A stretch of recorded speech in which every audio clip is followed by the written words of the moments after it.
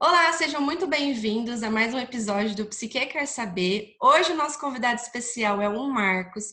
Ele é advogado e hoje ele está aqui para esclarecer alguns pontos muito importantes para a gente, porque afinal, nós, como seres humanos, todos em geral, temos nossos direitos a serem concebidos e uma pessoa que sofre de algum transtorno mental, ela também tem desses direitos, né? E assim, Marcos, dentro da minha realidade profissional, eu acompanho diariamente as dificuldades de pessoas que sofrem, né, de algum conflito emocional, seja ansiedade, depressão. E eu observo que dentro do ambiente dela existem outros fatores que acabam muitas vezes comprometendo mais ainda essa dificuldade, esse processo pela qual a pessoa está enfrentando na vida dela, né? E eu destaco aqui duas situações que preocupam muito, que é a desinformação da sociedade, de não saber ainda com muita clareza o que é a depressão, o que é a ansiedade, muitas vezes taxada como frescura, né? E que aí automaticamente eu já coloco o segundo ponto, que é o preconceito. Essas pessoas acabam sendo atacadas, né? E por conta dessa pressão, se é assim que eu posso dizer, seja no ambiente familiar, seja no ambiente de trabalho, essas pessoas acabam optando por esconder o seu sofrimento emocional e até mesmo achando que aquilo que ela sente não é motivo para ela recorrer, por exemplo, a uma ajuda, a outros direitos que ela tem e que talvez ela não saiba, né? E eu acredito que a informação ela é muito importante para quebrar essa resistência das pessoas, de elas mostrarem mais o que elas estão sentindo, delas recorrerem à ajuda, enfim, usufruírem do que elas têm por direito, como eu disse anteriormente. Eu vou citar só um exemplo aqui, só para a gente começar, que eu já acompanhei de perto pessoas que dentro do ambiente de trabalho sofriam preconceito, né, por conta do sofrimento emocional, especificamente era uma crise de ansiedade, e devido à queda no desempenho dela no ambiente profissional, ela acabou sendo demitida, né? Então, assim, é um exemplo que eu estou te trazendo para você ver o quanto que a sociedade estimula que a pessoa esconda, né, o que ela sente. Muitas vezes isso acaba piorando o quadro dela, porque se ela não manifesta o sofrimento dela, dificilmente aquilo vai diminuir, a tendência é sempre aumentar, e isso vai comprometer o trabalho, os seus relacionamentos familiares, enfim, todos os setores da vida dela, né? Então eu gostaria de passar agora para você, Marcos, e gostaria que você explicasse para a gente, da forma como você se sentir à vontade, quais são os direitos que, perante a lei, uma pessoa que sofre de um transtorno mental, por exemplo, tem que ela precisa saber. Tá certo. Primeiramente, queria agradecer o convite, né, de estar aqui com você hoje. E essa questão do preconceito, essa dificuldade que a sociedade tem de, às vezes, aceitar as pessoas que sofrem desses transtornos, nós temos hoje uma lei, a Lei 10.216 de 2001, e ela veio justamente para proteger essas pessoas acometidas com transtornos mentais, né? Então, trazendo também para o âmbito trabalhista, como os exemplos que você citou, ela também tem os seus direitos assegurados por lei. Na verdade, a lei trabalhista ela não discrimina se o problema é mental, se a pessoa está cometida por alguma doença, qualquer que seja, não importa. Se, por exemplo, num episódio de, de ansiedade, de pânico, ou qualquer outra situação concernente a um problema mental, algum transtorno mental, ela vai ter que justificar a sua falta através de um atestado médico para não ser descontado do seu salário aquela falta. Então, Marcos, isso que você está falando, né, é até legal, porque você está falando de uma lei que é de todos. Então, ou seja, uma pessoa que tem transtorno mental, que está sofrendo de crise de ansiedade, ela também está inclusa nessa lei, que não é nem especificamente para uma pessoa, vamos dizer, de exclusividade para uma pessoa que tem transtorno mental. Porque se você falou da questão da questão do trabalho, uma pessoa que está passando por N situação, ela vai poder recorrer a esse direito para ser acolhida, para apresentar um atestado médico. Então, só que a gente já vê que não é uma questão de exclusividade. É um direito que todos têm, mas que quando se trata de transtorno mental, a pessoa acha que o direito dela é diferente, de que o processo é diferente. Todos nós temos os mesmos direitos, até, por exemplo, de poder recorrer a um atestado médico, a um tratamento, para apresentar ao trabalho. Estou correta? Eu entendi o Sim, que sem você quis dúvida. É dizer? isso mesmo. É isso mesmo. Uhum, É que, na verdade, essa lei ela veio para tentar quebrar aquele tabu que nós tínhamos antigamente, que quem sofria de um transtorno mental era taxada como louca, né? uhum, Não estava dentro das suas faculdades mentais ali. Então, uhum. ela automaticamente era excluída da sociedade, né? Ela não era submetida a um tratamento adequado, né? Então, essa lei ela trouxe justamente essas garantias. O Uhum, Estado trouxe para ele a responsabilidade de criar aparatos para poder trazer essa pessoa de novo para o convívio social, né? uhum, Junto uhum, da sua família, dos seus amigos, reintegrar ela na sociedade de uma forma geral, tanto no trabalho, enfim. uhum.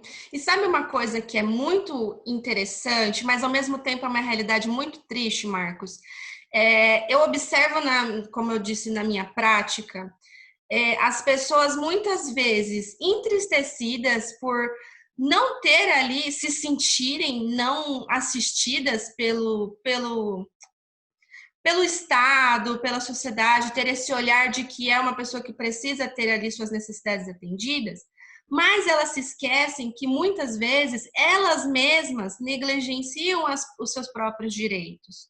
Porque é uma coisa que, como eu disse no início da questão do desconhecimento que a sociedade tem, muitas vezes até o próprio portador de doenças mentais ou de um sofrimento emocional que seja uma crise, vamos que é o que a gente sempre está frisando aqui, ela não tem de conhecimento. Então, se ela não sabe o direito que ela tem, ou quando sabe, mesmo assim, escolhe se silenciar por conta do preconceito, ela acaba negligenciando. E aí uma coisa puxa a outra. Ela negligencia seus direitos como cidadão, ela negligencia o seu direito como uma pessoa de se expressar, e ela negligencia os seus cuidados, o seu autocuidado, que é uma questão extremamente importante, que todos têm que ter esse tempo para se dedicar, tem que ter conhecimento do que ele precisa recorrer quando ele precisar. Porque todos nós sabemos que não só uma pessoa que tem transtorno mental precisa de um acolhimento muitas vezes para recorrer aos seus direitos, como qualquer outro tipo de pessoa num acidente de trabalho, uma mulher que, por exemplo, precisa tirar licença por conta da questão que está gestante, uma pessoa que acaba perdendo o ente da família. Então, sempre há motivos que uma pessoa precisa para estar ali sendo resguardada pela lei para se recolher, para se reestruturar como pessoa, porque ela está passando por um momento de dificuldade para futuramente voltar ao seu trabalho normalmente, com os seus relacionamentos, voltar a ter uma vida próxima do normal, né? Ali dentro da margem que a gente estabelece. Você quer acrescentar Mas alguma você me coisa? falou, se não, você me falando isso, é, a gente se atenta é que essa questão, mesmo existindo uma lei, né, que protege essas pessoas, você vê que a questão cultural ainda é muito forte, Uhum, porque esse preconceito muitas vezes está na própria pessoa que está acometida com esse transtorno, né? E não uhum, somente das pessoas de fora, né? Então, assim, sim, existe uma lei que as resguarda, porém, esse preconceito cultural ainda existe, né? uhum, Tanto é que essa lei, ela é de 2001, né? Só que ela existe graças à Constituição Federal, que foi promulgada em 88, né? Então, assim, é uma lei recente, né? Se você for ver, uhum, é uma lei uhum, recente. Então, as raízes culturais ainda são muito fortes, né? Então, a pessoa, quando se vê acometida por algum tipo de transtorno mental, por si só, ela já se fecha ali, né? Ela mesmo se sim, cobra, ela mesmo tem um preconceito, não de uma forma negativa, mas por saber que ali fora ela não vai encontrar um respaldo das pessoas ou vai sofrer algum tipo de preconceito, né? uhum, Então, essa uhum, questão já faz a pessoa se se autorresguardar, vamos dizer assim. Então, Sim. isso também, ela pode, essa questão desse medo de estar na sociedade, acometido desse transtorno, né, de alguma ansiedade, de algum episódio de pânico, vamos dizer assim, isso já Sim. causa um constrangimento para ela, né? Então, por Sim. exemplo, no ambiente de trabalho, às vezes ela fica com medo de sofrer algum ataque de pânico, algum ataque de ansiedade, eu não sei como a gente pode dizer de fato. Então, ela Uhum. se resguarda, né? Ela não acaba não buscando direito por não saber que tem. Sim, Né? sim. E às vezes acaba ligando a ideia de que para receber para ser assistida, vamos assim dizer, esse sofrimento que ela está tendo, ela acaba tendo poucas opções. Ela geralmente associa que ela pode recorrer à ajuda de um psiquiatra e de um psicólogo apenas. Que assim, são profissionais, eu sou uma profissional da área da saúde mental, eu trabalho com isso, né? Não sou médica como o psiquiatra, mas eu sou uma profissional da mente. Eu trabalho com isso. E, por exemplo, você hoje como advogado, você está mostrando para quem está nos assistindo que ele também pode recorrer a um outro profissional, né? Por quê? Sim, Falando dessa questão do preconceito ainda, né, que eu acho que é muito importante a gente frisar, de que a pessoa, ela pensa assim, né, o preconceito que ela já carrega. Nossa, mas eu vou buscar um advogado para me ajudar a enfrentar o problema que eu estou, por exemplo, enfrentando às vezes no trabalho, para entrar num processo por conta de um abuso, por conta do meu estado emocional. Aí a pessoa, se ela negligencia, se ela não dá importância para o que ela sente, automaticamente ela vai achar que vai ser julgada pelo outro profissional e falando assim de uma forma até senso comum, as pessoas tendem a entender que um processo de advocacia é só para casos extremos. E sofrimento emocional é extremo, precisa sim de importância. Então, justamente. pode falar, Então, Marcos. o que eu queria trazer assim, a questão do assédio moral, o difícil é identificar, né, esse assédio moral. Diferente até mesmo para o direito do trabalho, essa questão dos órgãos fiscalizadores, é complicado a identificação do assédio moral dentro de uma empresa. Somos seres humanos, né? Então nem sempre o que a gente está sentindo está exposto, né? Uma Uhum, coisa é uma máquina que está apresentando um defeito, alguma situação ali que pode causar um acidente de trabalho, que seja algo que seja evidenciado ali na empresa. Outra uhum, coisa é essa questão do assédio moral. Às vezes a pessoa está sentindo, tá sofrendo um assédio moral dentro da empresa, mas muitas vezes ela não sabe como agir, né? Não uhum, sabe o que fazer uhum, e como fazer isso, né? uhum, uhum. Então é complicado identificar esse assédio moral na empresa, né? Isso que é o grande Sim. desafio do direito do trabalho, né? É essa identificação. Uhum. Até porque o abuso moral e o abuso psicológico é algo que, quando se trata de provas, é uma prova subjetiva. Então, assim, se tiver Justamente. alguém aqui nesse momento assistindo a gente e que ela tá passando por um episódio como esse, como é que, por exemplo, ela chegando até você, Marcos, ela vai ser, por exemplo, assistida? Ela tem como falar, Marcos, eu tô sofrendo abuso psicológico no meu ambiente de trabalho, ou num outro evento, ou numa outra situação que ela esteja, que não seja também um ambiente de trabalho, e eu quero entrar com o processo porque eu me sinto prejudicada. Inclusive, num outro episódio, eu entrevistei uma profissional da área de recursos humanos, que a gente reconheceu que o ambiente profissional ou outro pode ser, sim, adoecedor. Então, nessa pessoa que te procura e afirma que ela está se sentindo prejudicada e que ela está ali desenvolvendo aquelas crises emocionais por conta desse ambiente ou desse evento, ela tem como ser ajudada por você, Marcos? A dificuldade está justamente nessa questão do conflito que existe em denunciar esse abuso, esse assédio moral e se manter no emprego, né? Uhum, Porque a pessoa trabalha, ela precisa desse emprego, desse salário para poder se manter. O que a gente orienta sempre, né, e que é uma tendência no judiciário, é sempre o diálogo, né? Então, assim, uma pessoa que me procura para saber como lidar com essa situação, primeiramente é procurar os seus superiores. Procura o Uhum. RH da empresa, expõe o que está acontecendo, né? O tipo de assédio moral que está acontecendo na empresa. Não havendo uma devolutiva do RH, dos superiores, aí a gente vai para uma outra situação, que é procurar o sindicato da categoria. O Uhum. sindicato vai chamar a empresa para saber o que está acontecendo e vai cobrar medidas. Uhum. Nenhuma dessas situações deu certo. A gente pode ir um pouco mais adiante, que é o Ministério Público do Trabalho, né? Fazer uma denúncia. Enfim, mas também existem outras soluções. Aí a gente já vai para a área do advogado, no caso. Uhum. A gente pode entrar com uma ação solicitando uma rescisão indireta, Uhum. né? A gente se baseia em alguns artigos e a gente pede a rescisão indireta. O que seria a rescisão indireta? A pessoa vai se desligar da empresa e vai receber todos os direitos, todas as verbas rescisórias, como se ela tivesse sido mandada embora. Uhum. Tá?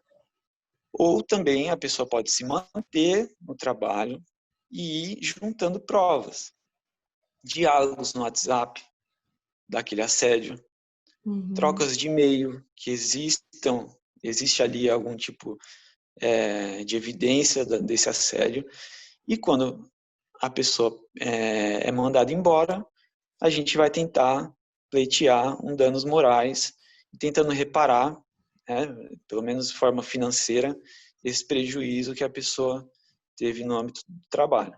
Uhum. Essa é uma das formas de coibir, né, falando com a RH, recorrendo aos sindicatos, ao Ministério Público do Trabalho, e se não Uhum. der certo, aí a gente entra com uma ação pedindo essa rescisão indireta ou, após uma dispensa, junta essas provas e a gente tenta pleitear um danos morais.